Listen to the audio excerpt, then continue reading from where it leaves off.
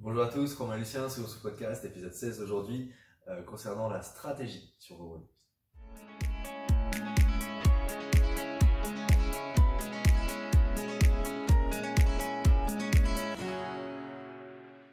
Alors du coup aujourd'hui, la stratégie, tout simplement parce que on vous connaît, on sait tous que vous partez comme des mulets au démarrage de chaque road et que arrivé à la moitié de l'entraînement, tout le monde est allongé par terre et on récupère pendant 2 minutes sur chaque rep et que ça devient super compliqué et du coup vous y perdez aussi sur votre entraînement. Du coup, on va vous expliquer un petit peu comment préparer aussi les WOD plutôt que de foncer tête baissée dedans et potentiellement faire des résultats qui sont moins bons que ce que vous pourriez faire. Déjà l'intérêt, la stratégie. Alors l'intérêt c'est, alors déjà dans l'ensemble de nos WOD, faut savoir que le CrossFit ça reste un sport d'endurance. On n'est pas sur un 100 mètres sprint où on a juste à s'arracher à fond et essayer d'accélérer tout le long par exemple. Nos WOD même les plus courts, typiquement en Fran, on va viser à haut niveau 2 minutes sur le circuit. 2 minutes ça reste en quelque sorte de l'endurance ou de la résistance. Pas sur du 100% non-stop à accélérer les répétitions. D'accord ? Donc ce qu'on veut, c'est rester constant sur l'ensemble des circuits qu'on va donner. Si jamais je mets un AMRAP, mettons 15 minutes, il faut que le début du WOD soit à la même cadence qu'à la fin du WOD. Pourquoi ? Tout simplement, à capacité physique égale, physique et mentale égale, une personne plus stratégique gagnera. Tout simplement, c'est une meilleure gestion des filières énergétiques. Et du coup, si on en garde un petit peu sous le pied pour accélérer peu à peu ou maintenir le cap qui est difficile à tenir, on aura une meilleure performance que quelqu'un qui se met trop vite dans le rouge et qui à la fin baisse énormément en intensité. Donc en faisant ça, on est plus constant sur le WOD. Sur, mettons, on aura 15 minutes, on va peut-être faire plus de répétitions en ayant démarré plus lentement, mais malgré tout, ça fait plus de répétitions. Donc l'intensité générale de la séance a augmenté et en réponse à ça, on a plus de résultats. Tout simplement. Voilà, on a deux personnes, athlète A, athlète B. L'athlète A et B les athlètes A et B ont exactement la même puissance musculaire, etc. La même résistance, mais il y en a un qui gère mieux son effort. Comme Lucien et moi en fait. On a exactement la même force, la même puissance, admettons, tout pareil. Voilà. Tout repose sur la stratégie, je suis plus stratégique, donc mettons je vais tuer Romain. Admettons. D'accord. Mais du coup, ça va vraiment être super intéressant. Pour ressortir d'une séance avec plus de bénéfices, tout simplement.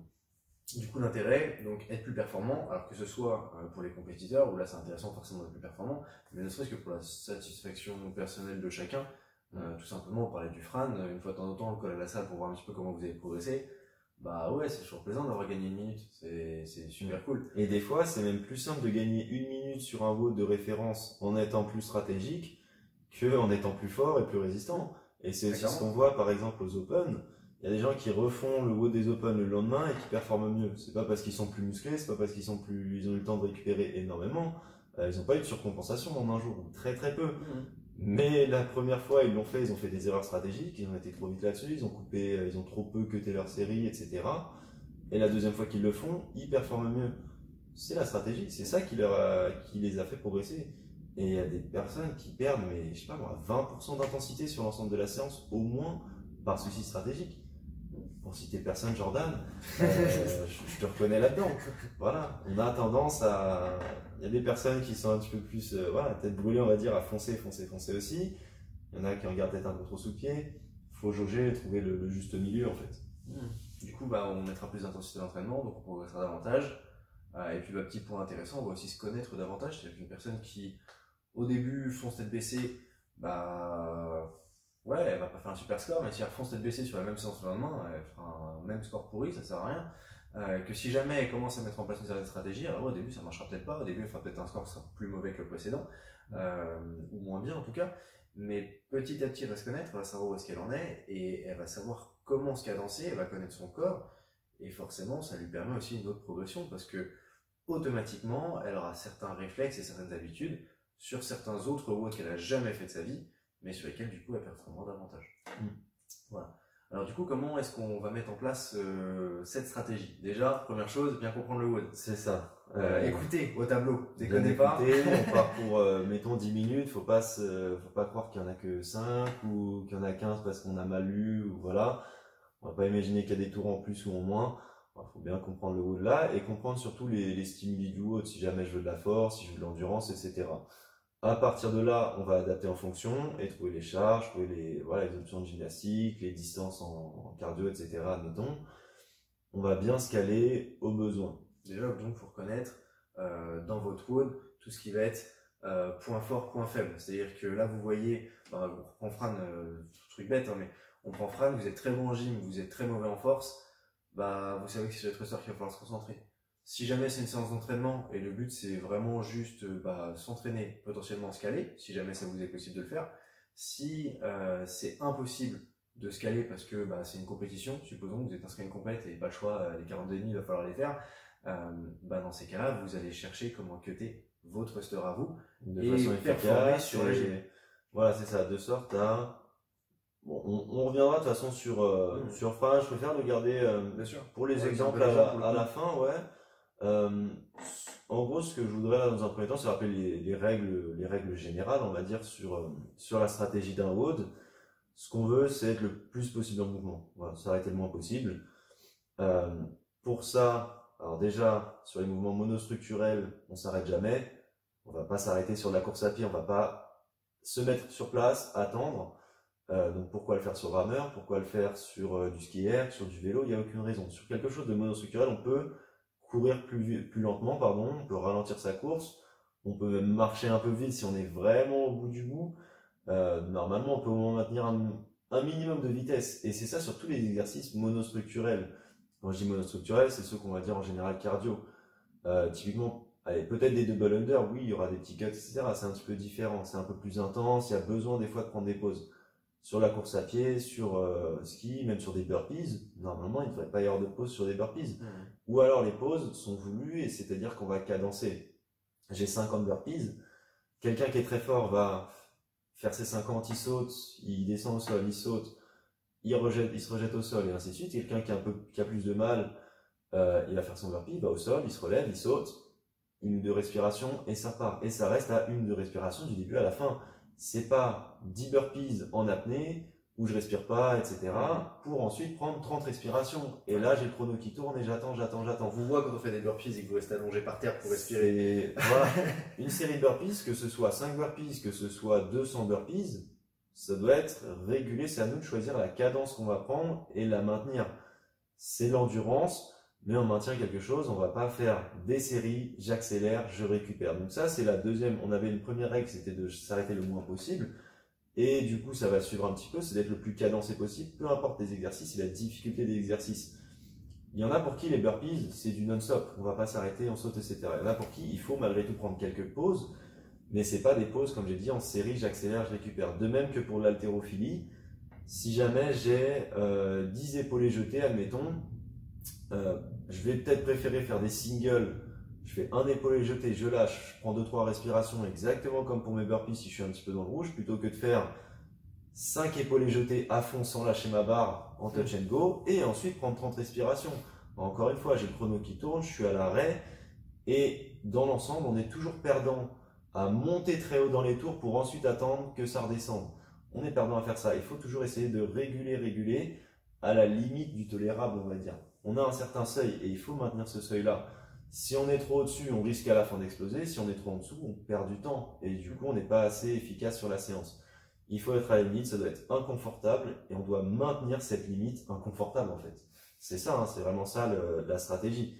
On se met dans un certain seuil, dans le rouge en quelque sorte, mais quand on est dans le rouge, c'est pas dans le rouge au point d'être épuisé à 30 secondes du bout. Et de s'arrêter et de plus rien faire. Voilà, donc en termes donc sur les monostructurels, on essaie de jamais s'arrêter. Sur l'haltéro, on va essayer de se timer, de se cadencer, peut-être des singles, je lâche la barre, chaque répétition, mettons sur des épaules jetées, des arrachés, je lâche, je récupère, je souffle, etc.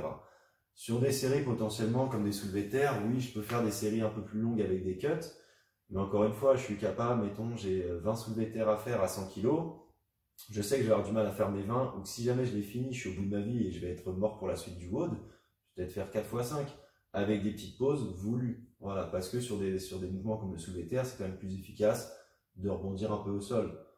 Oui, pourquoi pas, on peut gagner un peu de temps. Je vais pas vous demander de faire des singles là-dessus, mais ouais, en haltéro et pour les jeter arrachés, des fois c'est quand même plus efficace de le faire comme ça. Troisième groupe de mouvements, tout ce qui est gymnastique, il faut toujours regarder sous le pied. Le risque en gymnastique, surtout là, sur je sais pas, les tractions, les muscle-up, les handstand push-up, c'est de plus pouvoir passer de répétition à la fin du WOD. Mon maximum, je dis hasard, mon maximum de traction, je suis capable d'en faire 10 et je suis au bout de ma vie, je peux pas en faire une de plus. J'ai un WOD avec un 21-15-9 comme le Fran, je vais pas en faire 10 d'affilée, parce qu'après je sais que tout le long du WOD, je suis au bout de ma vie, et je pourrais peut-être même plus monter à la fin. Si c'est pour commencer par une série de 10 et finir par des séries de 2, il y a une erreur. Il y a un problème stratégique. Une bonne règle, c'est toujours rester sous les 50% de ton maximum. Tu es capable de faire 10 tractions. Au mieux, tu réduiras peut-être à 5 tractions par 5, jamais plus. Si tu dépasses, tu peux dépasser 2-3 séries. Mais le risque, encore une fois, c'est qu'à la fin de la séance, ça ne passe plus. Tu as des séries, allez, 8 par 8, tu es capable d'en faire 10 et tu sais qu'entre-temps, tu as de la course à pied, tu as des choses qui n'utilisent pas les bras. Arrache-toi, va au-delà de ton 50% parce que tu sais que tu as de la récup des bras. Si tu sais que ta récup, c'est des thrusters et que tu repars dans 2 minutes, non, c'est pas de la récup ça. Tu vas pas revenir plus frais de tes bras et tu seras pas capable d'en faire à nouveau plus de 10. Donc voilà, en gymnastique, on essaie toujours d'en garer sous le pied. C'est toujours plus efficace d'en garer sous le pied et de s'arracher vraiment à l'échec sur les dernières séries, les dernières répétitions du WOD, plutôt que le faire au début, au risque de ne plus monter du tout. Et là, on perd beaucoup plus de temps. C'est bien de faire 10 répétitions de broken en 10 secondes. Mais si les 10 dernières du WOD te prennent 2 minutes parce que tu les fais 2 par 2 avec beaucoup de pauses, est-ce que ça a fait gagner du temps d'accélérer le début? Au contraire, ça t'a vraiment bousillé la fin de ton WOD est flinguée à cause de ça. Il faut en garder sous pied. Ouais, nickel. Du coup, gardez bien ces règles en tête. Ces règles générales, elles sont ultra importantes. C'est ce qui vous permettent d'avoir une orientation à votre entraînement ou à votre WOD de compétition, si vous êtes en compète pour le coup. Gardez bien ça et servez-vous de ça pour pouvoir prévoir tout de suite ce que vous allez faire comme scal, si vous avez besoin de scaler, pour prévoir vos cuts, si vous allez avoir besoin de cutter. Donc là, pour le coup, on parlait des tractions. Si vous savez que vous allez cutter à 5, partez pas dans l'optique d'en faire 7 et après de galérer. Ça sert à rien. Faites-en 5, puis 5, puis 5 et tenez-vous bien à ça. Faut vous demander vraiment combien de temps ça va vous prendre sur chaque mouvement, de la même façon. C'est-à-dire que là, on parlait par exemple des double under. On sait que, je sais pas, je vais dire entre 80 et 100 double under, c'est quoi, c'est une minute? Si tu es très à l'aise et que tu es fait broken, t'en as pour une minute. Si tu sais que ça c'est ta minute, t'as 2 minutes pour faire 150 double under, ça donne un ordre d'idée de comment tu vas finir. Si par contre c'est beaucoup plus long pour toi et que tu sais que ce serait mieux de les faire en simple, fais-les en simple dans ces cas-là. Il y a plein de petites adaptations à faire pour essayer de tenir votre cap time. Il y a un cap time qui est affiché au tableau, le but c'est de rester dedans. Si vous voyez que l'ensemble des mouvements, avec vos cuts, avec vos machins, avec dans l'ensemble ce que ça va vous prendre pour faire les répétitions, c'est beaucoup trop long, allez, trouvez une autre solution. Ou alors il faudra moins cutter, mais dans ces cas-là, vous finirez par un cap time, mais vous savez. C'est-à-dire que vous savez que vous donnerez un effort qui est un peu différent. Après, c'est à partir de là, à partir des options, je pense qu'on aura choisi, c'est là qu'il faut commencer à se fixer des objectifs intermédiaires. Admettons, j'ai 4 tours à faire, le cap time il est de 10 minutes et moi je vais viser 8 minutes sur le WOD. Je sais que chaque tour doit me prendre 2 minutes. Si jamais je dépasse, dès le premier tour je fais 2,30, ou bien j'ai été un peu trop lent, ou bien je vois qu'en 2,30 j'ai déjà du mal à tenir le WOD, je vais adapter. Et je me dis, c'est fini, je fais pas 2 minutes de tour, je fais 2,30, mais je me cadence là, j'essaie pas de rattraper le retard, etc. alors que je suis déjà au bout de ma vie. Il faut aussi un petit peu ajuster, mais dans l'ensemble, il faut se fixer des objectifs intermédiaires et tout faire pour s'y tenir. C'est ça, c'est-à-dire qu'une fois que le WOD est lancé, là vous vous êtes fixé un plan. Ça, on parle vraiment pour l'instant, c'est du théorique jusque-là. Vous êtes encore devant le tableau en train de vous demander comment vous allez ramasser sur ce WOD. L'intérêt, c'est qu'une fois que vous avez fixé votre plan, vous avez fixé votre stratégie, il faut vous y tenir absolument. Le WOD commence, c'est pas le stylo, le papier qu'on avait noté avec toutes nos infos, on le jette, on oublie complètement et droit dedans. On parlait des 5 tractions. Non, ça sert à rien de faire les 10 d'un coup, du coup, vous allez vous cramer. Donc, vous avez fait votre stratégie, même si au démarrage, vous êtes un petit peu plus frais que ce que vous serez à la fin, vous êtes même beaucoup plus frais que ce que vous serez à la fin, c'est pas une raison pour accélérer la chose, faire plus de répétitions, et au final, ça va vous mettre dans le rouge pour la fin. Donc déjà, première chose, tenez-vous bien à votre plan, et ce pour aller jusqu'à la fin.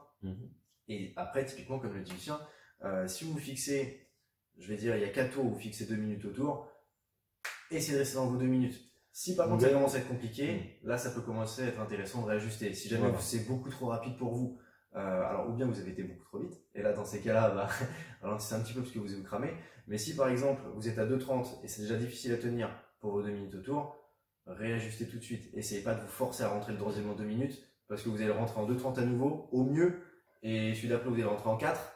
Et là, voilà, le risque aussi c'est ça, c'est de se fixer un objectif à 2 minutes, et au final je commence le WOD, bah, c'est normal qu'on soit frais, on vient de démarrer. Et je fais le premier tour en 1 minute 30, et là j'ai la fausse illusion que je vais pouvoir tenir 1 minute 30 jusqu'au bout. Ce qui est en général faux, parce qu'on a explosé au début, on a été vite, on n'a pas pris de pause, etc. Et du coup, je me dis, allez, je suis parti, je réaccélère, etc. On s'est fixé 2 minutes comme objectif, j'ai fini en 1 minute 30. Bon, j'étais un peu vite, je vais souffler un peu tranquille. Je prends peut-être 20 secondes, j'ai gagné 10 secondes, je suis à 1,50 par rapport à mon objectif de 2. Ça me semble bien, déjà je suis plus rapide que ce que je disais. Déjà c'est mieux que ce que je pensais, et je vais essayer de manier ça. Et en général, si on a une très bonne stratégie, la première moitié du WOD, on n'est pas bien non plus. Mais on n'est pas au bout de sa vie. C'est vraiment sur la fin des fins qu'on commence à être vraiment dans le rouge. Et typiquement, ça se voit en marathon. Je fais un marathon, mettons un marathon à 10 km/h. Tu vises un marathon pendant, du coup, tu vas passer 4 heures à courir à 10 km/h. On se doute bien qu'à 30 minutes, à 10 km/h, t'es pas au bout de ta vie, t'es tranquille, t'as fait un huitième de ta course, t'es encore bien, ça fait déjà 30 minutes que tu cours, t'es tranquille, tu vois. À 1 heure, ça commence voilà, un petit peu à fatiguer, 2 heures, tu commences à être bien transpiré, tout ça. 3 heures, tu commences à être au bout, voilà, à la fin, t'en peux vraiment plus. Mais c'est pas parce que ton premier quart d'effort, t'es calme, ta première moitié d'effort, limite, t'es encore bien, que tu vas pas finir au bout de ta vie. Mais tu seras beaucoup plus efficace à faire ça que cherche un marathonien qui sprint son démarrage et qui commence à 20 km/h pour finir à 10.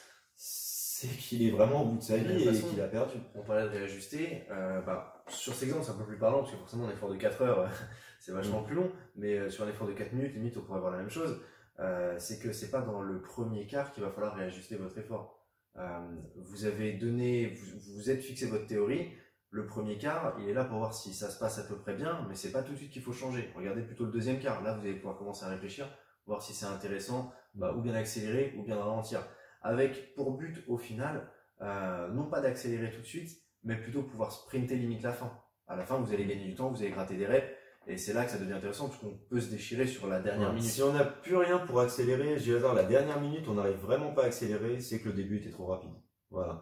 Et j'ai aussi envie de préciser, si jamais on a du mal à se jauger aussi, surtout au début, du coup, si on a du mal à se dire, ça va me prendre 2 minutes, faites votre premier tour sans regarder le chrono, à une allure constante, vous dites, voilà, j'en ai pour 10 minutes d'effort, à quelle cadence je pense tenir tel exercice pendant 10 minutes. Je fais mes exercices comme ça, je finis mon premier tour, et là, je regarde le chrono. Ça me donne une idée de ce que je vise pendant 10 minutes. Je regarde le chrono, je suis à 3 minutes, je viens de finir. Ok, je fais 3 minutes le prochain, 3 minutes le prochain. Ce conseil-là est super intéressant pour les personnes qui débutent et qui n'ont pas encore d'idée de leur performance et de leur niveau. Parce que quand on n'a jamais fait un premier effort, on n'a aucune idée de comment on va se cadencer. On prend l'exemple du 2000 mètres rameur. 2 km sur un rameur, si vous en avez jamais fait, ça va être difficile de trouver votre cadence. Donc, à la limite, prenez une cadence que vous êtes capable de tenir pendant approximativement tant de temps. On peut vous donner d'ailleurs un temps, imaginons, à suivre. Si je vous dis tenez à peu près cette cadence pendant 10 minutes, ça se tient, ou pendant 8 ou quoi. Enfin, tout dépend après de votre niveau. Mais faites-le de toute façon une première fois où vous allez vous rater. Voilà, il y a plein de WOD où vous allez vous rater au démarrage. Donc à la limite, faites-les, comme dit Lucien, à l'aveugle, à faire votre effort et à mettre votre cadence et à voir un petit peu combien ça prend. Ça, après, c'est ce qu'on disait aussi sur les monostructurels, c'est plus facile parce qu'on a l'écran. Il y a l'écran du rameur qui te dit à combien t'es. Voilà, inversement, les double under, c'est un petit peu plus compliqué. Ça, va falloir vous amuser à vous faire des émums, à vous faire des choses comme ça, voir combien vous en rentrez dans une minute. Ça vous donnera un ordre d'idée après sur vos routes de combien vous aurez besoin à chaque fois pour les séries de temps ou temps. Et après, ça, c'est l'expérience. Et à force d'expérience, tu te connais vraiment. Et c'est l'intérêt de mettre en place tout de suite. Tu connais tes capacités. Mais je vais donner des exemples un peu plus concrets maintenant. Admettons, à la salle, il n'y a pas longtemps, on a fait 1000 mètres rameur plus 45 front squat, c'était 70 kg pour les hommes, 45 kg pour les femmes. C'est pas sur 1000 mètres rameur qu'on va gagner des minutes et des minutes. 1000 mètres rameur, mettons, tu rames en 1,50 au 500 ou tu rames en 2 minutes au 500. Il y en a un, tu vas peut-être perdre 20 secondes. Mais pour un mec qui se met dans le rouge à 1,50 mais qui est bien à 2 minutes, vaut mieux le faire à 2 minutes au 500, tu fais ton 1000 mètres en 4 minutes du coup, mais tu finis, tu es prêt à attaquer la suite. C'est bien de gagner 20 secondes, mais si c'est pour les passer à récupérer juste après ton effort devant ta barre à souffler parce que tu t'es mis dans le rouge, ça sert à rien. Sur ce WOD-là, par exemple, j'ai ramé à 1,50, c'est bien au-delà de mon 2000 mètres rameur, par exemple. J'ai vu des personnes qui ont des demi-mètres beaucoup plus longs que le mien, admettons, mais ramer 2 fois plus fort au début. Le risque, c'est que oui, on gagne énormément on gagne du temps sur le rameur, on va gagner, allez, 30 secondes au mieux, mais après, ils sont tellement vite perdus devant sa barre à souffler, ou parce que je me suis tellement mis dans le rouge, ouais, je vais soulever ma barre, je vais faire 5 front squats, et là, je suis au bout de ma vie, je vois que j'ai déjà plus de souffle après 3 répétitions, je lâche ma barre, j'en peux plus, et les pauses sont de plus en plus longues. Il faut en garder sous le pied sur des efforts comme ça. Là, par exemple, 1000 mètres rameur, 45 front squat, le WOD se joue sur les 45 front squat. Si tu arrives à faire ça unbroken, tu as tout gagné. Tu arrives à faire le moins de cuts possible, tu as tout gagné. Plus tu feras de cuts, un cut, c'est quand tu lâches une barre aussi lourde que ça, tu vas pas faire une pause de 3 secondes. Ouais, pour les personnes qui n'ont pas l'habitude de se cadencer, à l'occasion, faites-vous le test. Au moment où vous lâchez la barre et au moment où vous la reprenez, vous regardez le temps entre les deux qui s'est déroulé, vous allez voir c'est ultra long. On se rend pas compte, mais le moment où on lâche la barre et le moment où on la récupère, et c'est là que c'est intéressant. Il y a bien 15 secondes qui se sont passées. Et c'est là que c'est intéressant de se dire, voilà, je lâche ma barre, mais je la lâche, dans 10 secondes, je ressoulève. Donc je lâche, je suis hasard, je suis à 5 minutes 20, je me dis, bah, je la ressoulève à 5,30, elle décolle du sol. Et c'est pas à 5,30, je commence à me remettre en place, etc. La mise en place, elle peut se faire de plus en plus longue, hein, avec la fatigue. Ouais, c'est bien 5 secondes, parce qu'on est arrivé, bien poser tes mains. Puis on en profite pour souffler, pour se remettre bien le dos droit, etc. Et voilà. Fixez-vous un objectif, la barre elle redécolle dans tant de secondes, etc. par exemple. Sur un WOD comme ça, voilà, je vais ramer, cadencer, et le reste, je m'arrache pour torcher mes front squats et essayer de les faire d'une traite ou le moins de coupures possible. C'est les front squats qui jouent sur un WOD comme ça, par exemple. Un deuxième exemple, je vais faire Fran par exemple, dont on parlait tout à l'heure, c'est 21 répétitions de thruster, 21 de traction, 15, 15, 9 et 9. Je vais me fixer un objectif. Admettons, la dernière fois, j'ai mis 8 minutes. Là, je vais viser, mettons, 7 minutes. D'accord? J'ai au total 45 thrusters, 45 tractions. J'en ai pas 21. Ensuite de la pause, ensuite 15, ensuite de la pause. Donc, il faut garder ça en tête. C'est qu'à la fin de mes 21 thrusters, le WOD est loin d'être fini. À la fin de mes 21 tractions, pareil. Donc, je vais en garder un peu sous le pied. Je fixe mon objectif de 7 minutes, admettons. Comment je dois faire? Mes 21, ça représente un peu moins de la moitié des répétitions. Je jauge, il y aura peut-être un peu de ralentissement sur la fin, peut-être. Il faut que mes 21-21 soient faits en 3 minutes. Ça me laisse 4 minutes pour un peu plus de la moitié du temps, enfin pour un peu plus de la moitié des répétitions, donc un peu plus de la moitié du temps. Important, voilà. Qu'on est bien cadencé et qu'on perd pas de cadence. C'est ça aussi, parce qu'on fatigue, malgré tout. Mais théoriquement, si je l'ai fait en 7:30 ou 8 minutes il y a quelques mois, je suis capable de le faire en 7 minutes aujourd'hui si je me suis bien entraîné. Donc je sais que mon temps il est bon. Après, plus je serai cadencé, plus je serai à l'aise. Et au contraire, je pourrais peut-être faire mieux éventuellement. Mais admettons, je vais viser 3 minutes sur mes thrusters et sur mes 21 thrusters, 21 tractions. Si je finis ça en 2 minutes, ok, il y a un problème, j'étais trop fort. Ou alors vraiment, j'ai progressé comme pas possible, quoi. Donc vaut mieux garder un petit peu sous le pied. Je sens que j'ai un peu d'avance, je ralentis un petit peu. Pour finir, bam, je fais ma 21e traction. Allez, je suis à 2,50, très bien. Je souffle un petit peu. Au moment où je soulève ma barre de thruster, je suis à 3 minutes. Je démarre ma série de 15. Et je vais essayer de me laisser. Je sais que 9 et 9, il va me falloir au moins 1 minute 30 pour la fin. Voilà, je vais prendre 2,30 admettons pour faire mes 15 et 15. Il me reste 1 minute 30 pour faire mes 9 et 9. Et en réalité, avec un objectif comme ça, je risque fortement de gagner un peu de temps. En général, on finit quelques secondes avant, on rate 3-4 secondes chaque tour, etc. Et tant mieux, je pète mon score. Voilà. Par contre, si jamais je me dis j'arrache tout, ouais, j'y vais peut-être à fond, mon premier tour, il va me prendre 2 minutes. Et là, je suis au bout, mes thrusters, ma prochaine série de 15, j'ai fait mes 21 d'un coup sur la première série. Même ma série de 15, je le fais 3 x 5. Et bah, chaque cut, c'est 15 secondes. Et bah, voilà, j'ai mis plus de temps à faire ma série de 15 que ma série de 21. Et là, j'ai déconné. Et je sais que c'est un problème stratégique. Il faut se fixer son objectif, ses objectifs intermédiaires là-dessus. Un autre exemple, Grace ou Isabelle, c'est 30 répétitions d'épaulés jetés ou d'arrachés. Théoriquement, donc à 60 kg pour les hommes, 40 kg pour les femmes. Ou bien je suis super à l'aise. J'y vais en touch and go et je fais 30 répétitions sans m'arrêter. Et tu fais un super temps. Très bien, je fais ça en 2 minutes, je le torche, le WOD. Très bien. Si je me fixe un objectif, encore une fois, peut-être je l'ai déjà fait, j'avais mis 5 minutes et là je vise 4 minutes. Là, je fais mon calcul, je sais pas, ça me fait 240 secondes, tu divises ça par 30, ça te fait 8 secondes par répétition, un truc comme ça, je ne vais pas dire de conneries, admettons, et je sais qu'à toutes les 8 secondes, il faut que ma barre décolle du sol. D'accord, je fais mon premier épaulé jeté, je lâche ma barre, et là je souffle, je souffle, je souffle. Je vois les 8 secondes au chrono, bam, j'épaule, je jette, je souffle, etc. Les 10 premières répétitions, ça va être cool. De 10 à 20, je vais commencer à être bien dans le rouge. Et de 20 à 30, c'est là le travail, c'est là tenir les 8 secondes qui va être super difficile. Et c'est là que ça se bosse, le mental, le physique. Et si c'était dur sur le premier tiers, c'est tombé. Hein. Il faut être plus long. C'est ça. Il faut se faire 10 secondes, il faut se faire 15 secondes. Il faut adapter pareil, voilà, avec le ressenti en plein milieu du WOD. Mais si jamais, allez, il me reste 5 répétitions, même si je suis au bout de ma vie, je les soulève, et tous les 8 secondes, je le fais. J'ai mon objectif, et c'est beaucoup plus simple avec son objectif en tête, de se dire, je fais 4 minutes, donc je dois faire 8 secondes, que de se dire, moi, c'est bien si je fais 4 minutes, on verra.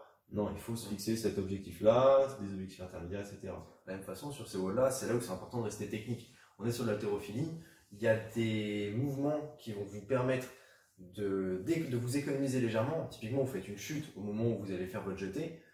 Cette petite chute, de la même façon, quand vous allez l'épauler, faire une petite chute pour récupérer la barre, c'est là que vous y gagnez. Et c'est pas sur les 10 dernières reps où vous êtes dans le mal qu'il faut les faire, c'est dès les premières qu'il faut commencer. Il faut commencer à chuter dès le début pour vous économiser là, pour être un peu mieux sur la fin et continuer de le faire. Et il faut rester le plus propre possible.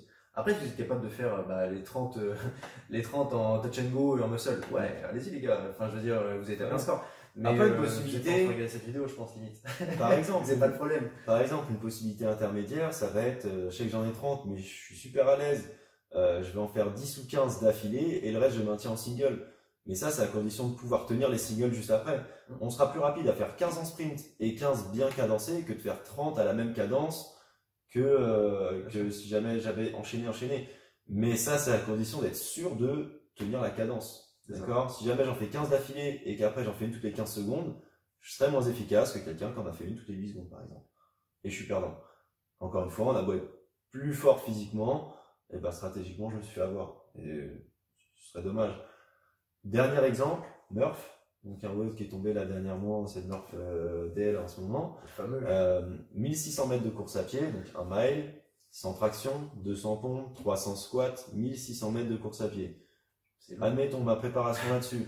Mon objectif, je sais très bien, moi avec un gilet lesté normalement, mais je vais me fixer des objectifs aux 400 mètres sur ma course à pied.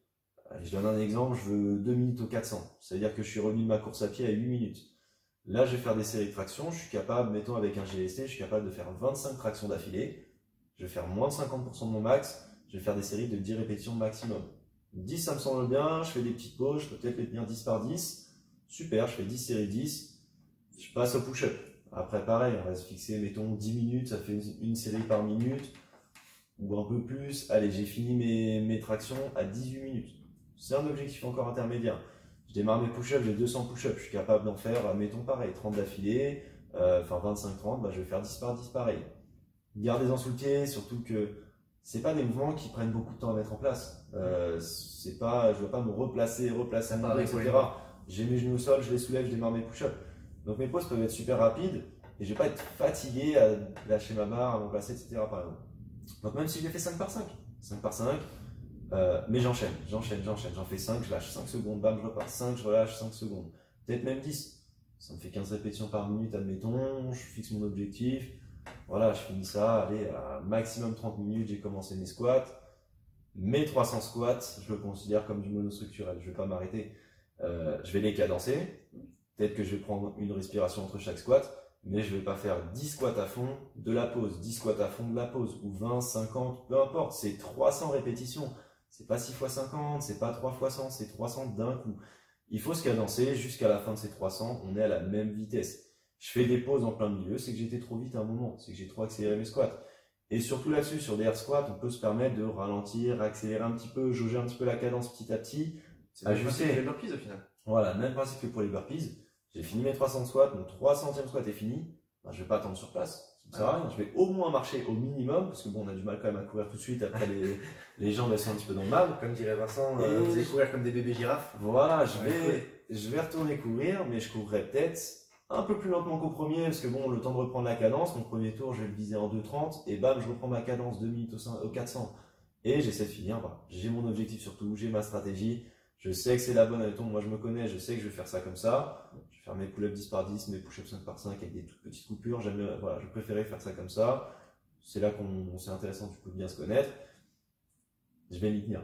Je vais pas, en plein milieu de ma série, me dire, oh bah allez, je vais faire 20 tractions en fait, ou je vais en faire 30 parce que ça peut-être aller plus vite au début. Non, j'ai mon objectif, enfin j'ai sinon tu vas te cramer, tu pourras plus faire de traction, tu vas finir 2 par 2, et au final tu auras mis beaucoup plus longtemps. C'est ça. Donc ce qui est intéressant pour travailler réellement sa stratégie, on peut le faire par exemple sur des EMOM pour apprendre à se connaître aussi, des EMOM de traction, de gymnastique, etc. Voilà, 5 tractions par minute, 6, 7, et petit à petit j'essaie d'augmenter un peu, voir ce que j'arrive réellement à endurer, ou every 30 secondes, peu importe. Combien de temps on met des pour trucs faire ces répétitions ultra cadencés. Voilà, on sait qu'on a tant à faire à tel moment, on n'a pas le choix. Je veux dire, de toute façon, ce sera cette cadence-là, ce sera pas une autre. Ce qui peut être intéressant, surtout sur le cardio, moi, j'ai beaucoup appris aussi à me cadencer de cette façon-là, c'est des intervalles rameurs, des intervalles ski-erg, où, je veux dire, à chaque tirage de rameur, tu sais si ton tirage a été plus puissant que le précédent ou plus faible. Autant c'est difficile de savoir si ton thruster était plus rapide, si tu as été un peu trop lent, etc. Le rameur, c'est écrit à la seconde aux 500 mètres près à chaque tirage. Tu te fais par exemple un 5 x 500 mètres, 1 minute de récup entre chaque. Il faut que chaque 500 mètres soit exactement le même. J'ai fait une 50 au premier, bah ce sera une 50 au deuxième, au troisième, au quatrième, et pas une 48, pas une 52. Si je finis ça, je suis encore bien, bah la prochaine fois que je le fais, je vais faire une 48, la prochaine fois une 47, une 46. Mais toujours ultra constant. Pareil, on peut faire 5 x 500, comme on peut se faire un demi-mètre. Et sur mon demi-mètre, mon premier tirage, c'est le même que mon dernier tirage. Voilà. La différence, c'est que le premier, je suis assez frais, enfin mes 500 premiers mètres, je suis frais à telle vitesse. Les derniers, j'ai énormément de difficultés à maintenir cette même vitesse, mais je suis toujours au même rythme. Voilà. Et c'est ça qui paiera, c'est la constance sur ce type d'effort. Après, en conclusion par rapport à cette stratégie, l'intérêt de toute façon de la stratégie pour vous connaître et commencer à savoir comment vous cadencer, savoir un petit peu quoi faire, c'est de la mettre en place dès maintenant.